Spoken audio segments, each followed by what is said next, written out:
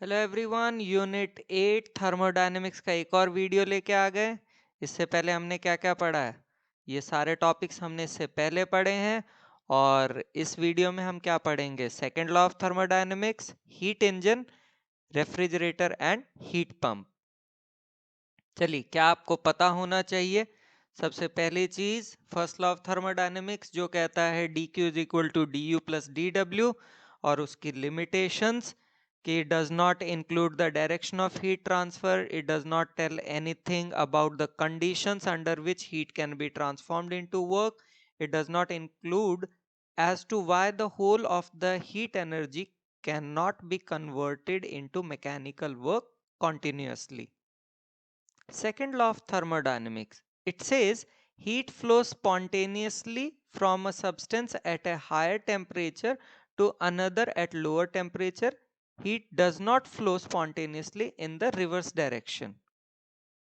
Calvin Planck statement for second law of thermodynamics, it says it is not possible to construct a heat engine which would absorb heat from a reservoir at a lower temperature and convert all heat into work.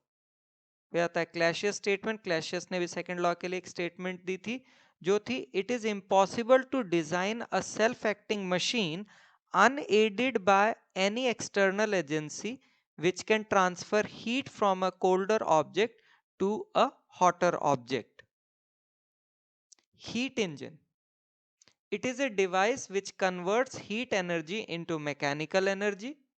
It consists of three parts. पहला होता है source which is at higher temperature, दूसरा होता है working substance, तीसरा होता है sink which is at lower temperature. Working substance क्या करेगा? सोर्स से हीट लेता है, उसके अंदर साइक्लिक चेंज होते हैं जिसमें बहुत सारी प्रोसेस होती हैं, और उसके बाद कुछ हीट वो सिंक को रिजेक्ट कर देता है.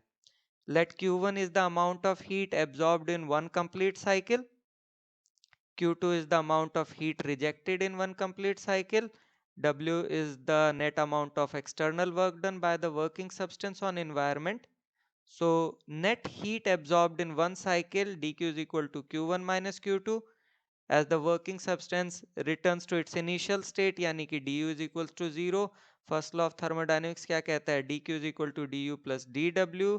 तो इससे हमें निकलता है w is equal to q1 minus q2.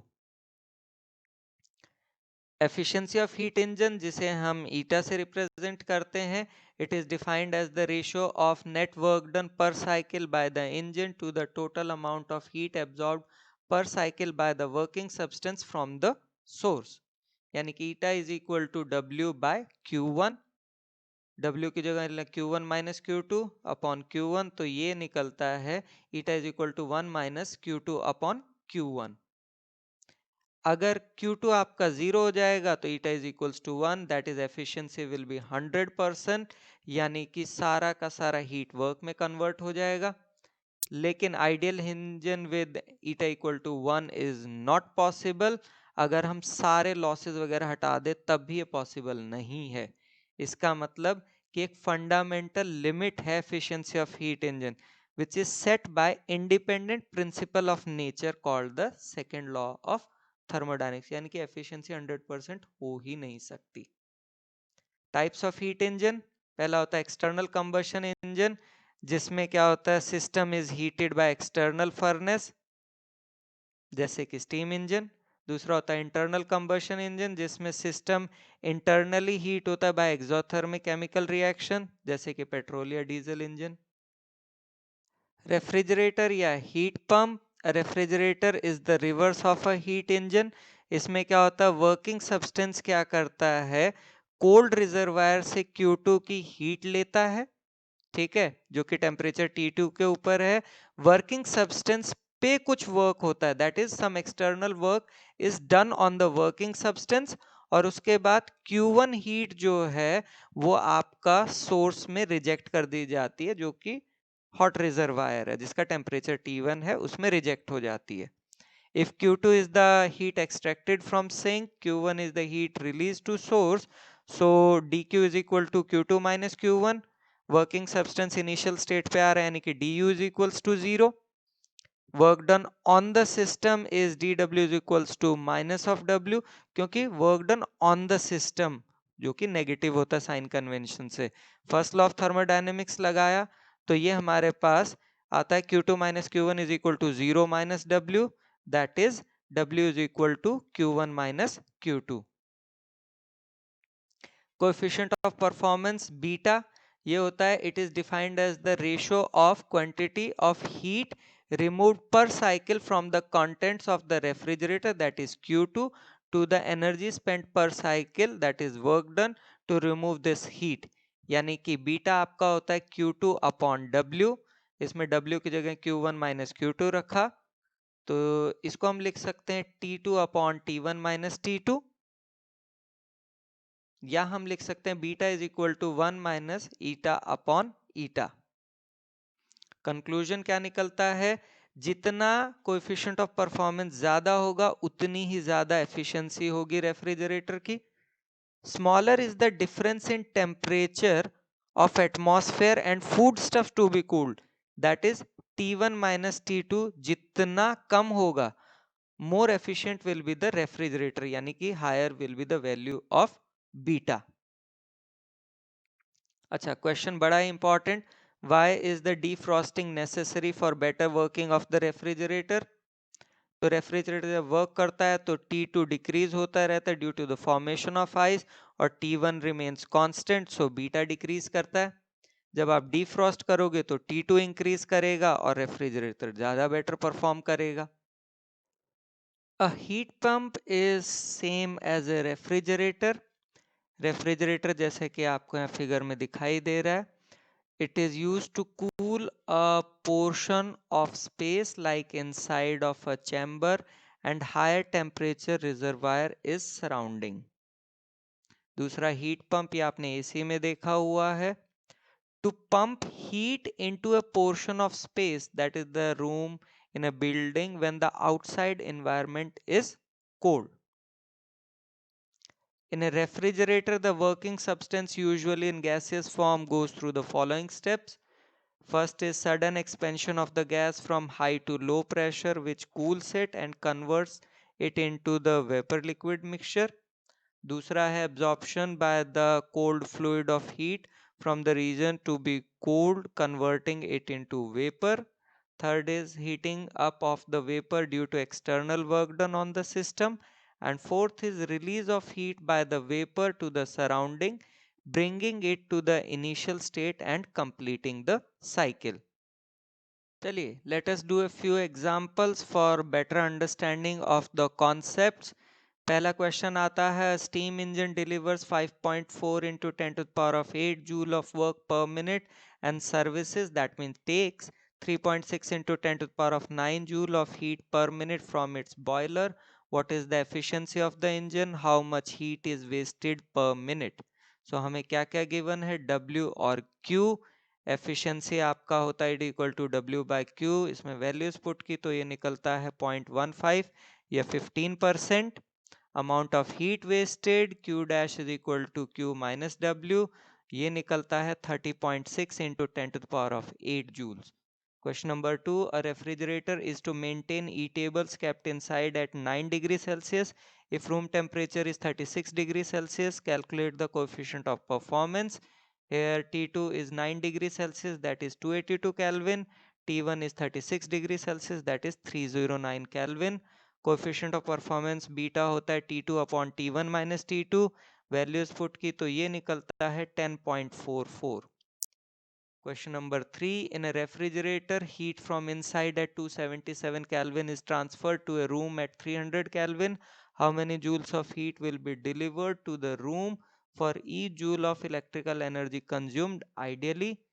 तो T2 is 277, T1 is 300, work done is 1 joule। Coefficient of performance beta is T2 upon T1 minus T2, जो निकलता है 12.04। This is equation number 1। Let us suppose for each joule Q2 is removed from inside the fridge.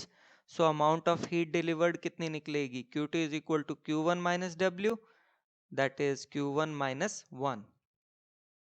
Now coefficient of performance beta होगा Q2 upon Q1 minus Q2, तो ये निकलता है Q2 upon 1, क्योंकि आपका Q1 माइनस Q2 तो 1 के बराबर आ गया। ये हो गई क्वेश्चन नंबर 2। फ्रॉम 1 एंड 2 हम कह सकते हैं Q2 is equal to 12.04 joules.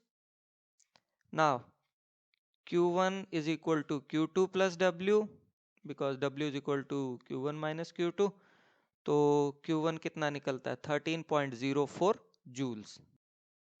Question number 4, a reversible engine converts 1/5 of heat input into work when the temperature of the sink is reduced by 50 degrees Celsius. Its efficiency is doubled. Find the temperature of the source and the sink. तो eta is given as 1/5, T2 dash is T2 minus 50, eta dash is 2/5. Now case 1, eta is equal to 1 minus T2 by T1, इसमें values रखी तो हमारा T2 by T1 निकलता है 4/5, यानी कि T1 is equal to 5/4 T2। Case 2 देखते हैं, eta dash is equal to 1 minus T2 dash upon T1, इसमें हमने eta dash किया 2/5, 1 माइनस T2 डैश के T2 माइनस 50 और T1 की जगह हमने लिखा 5/4 T2। तो यहाँ अगर हम इसे क्रॉस मल्टीप्लाई करके सॉल्व करते हैं तो हमारे पास T2 निकलता है 200 केल्विन। अब T1 इज 5/4 T2, इसमें वैल्यूज पुट की तो T1 निकलता है 250 kelvin. Now is the time for recap. जो हमने पढ़ा है, क्या क्या पढ़ा है भाई? सेकंड लॉ ऑफ थर्मोडायनेमिक्स, जिसमें केल्विन प्लैंक स्टेटमेंट ली, फिर क्लैसियस की स्टेटमेंट ली, फिर हीट इंजन पढ़ा हमने, device which converts heat energy into mechanical energy, efficiency of heat engine eta is equal to Q by W1 या 1 minus Q2 by Q1। Refrigerator is the reverse of heat engine, coefficient of performance beta is equal to 1 minus eta upon eta. Now is the time for assignment. ज्यादा नहीं है, सिर्फ 6 ही question है, खुद try करो, ना आए तो आगे देखो। चलिए असाइनमेंट सॉल्व करते हैं। Question number 1, why is the conversion of heat into work not possible without a sink at lower temperature? So for converting heat energy into work continuously, a part of heat energy absorbed from the source has to be rejected. Now heat can only be rejected to a body at lower temperature, that is sink. So we require a sink to convert heat into work. Question number 2, if the door of a refrigerator is kept open in a room, will it make the room warm or cool? So refrigerator extracts heat from a cold body and transfers it to the hot body. It means it exhausts more heat into room than it extracts from it. तो इसके कारण क्या होगा? Net effect is an increase in temperature of the room. Question number 3, does the working of an electric refrigerator defy second law of thermodynamics? So no, it is not against the second law, because external work is done by the compressor for this transfer of heat. Can you design heat engine of 100% efficiency? Now efficiency of heat engine होता है eta is equal to 1 minus T2 by T1। eta 100% तभी होगा जब T2 हो जाए 0 kelvin या T1 हो जाए इन्फिनिटी। दोनों ही कंडीशन प्रैक्टिकली अटेन हो ही नहीं सकती, तो हीट इंजन की एफिशिएंसी कभी 100% नहीं हो सकती।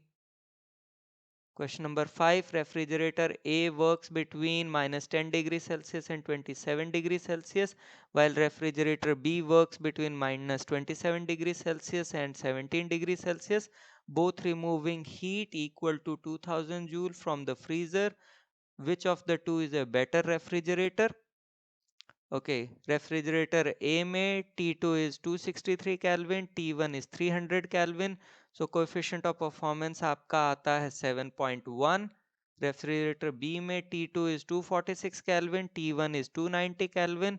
तो coefficient of performance आता है 5.9. coefficient of performance किसका ज़्यादा है? A का, इसीलिए A is better. Question number 6, a refrigerator placed in a room at 300 Kelvin has inside temperature 264 Kelvin. How many calories of heat shall be delivered to the room for each 1 kilocalorie of energy consumed by the refrigerator ideally. Given T2 is 264 Kelvin, T1 is 300 Kelvin, work done is 1 kilocalorie. Coefficient of performance beta is T2 upon T1 minus T2. ये हमारा निकलता है 22/3. Also beta is Q2 by W, तो इससे हमारा Q2 निकलता है 22/3 kilo calories. Now W is equal to Q1 minus Q2, तो इससे हमारा Q1 कितना निकलता है 25/3 किलो कैलोरी या 8.33 kilo calories. Now is the time for acknowledgement. Google, Bing, NCRT जहाँ से जो लिया गया उन सब का धन्यवाद. And do watch the next video which is on Carnot engine and Carnot cycle. Thank you so much.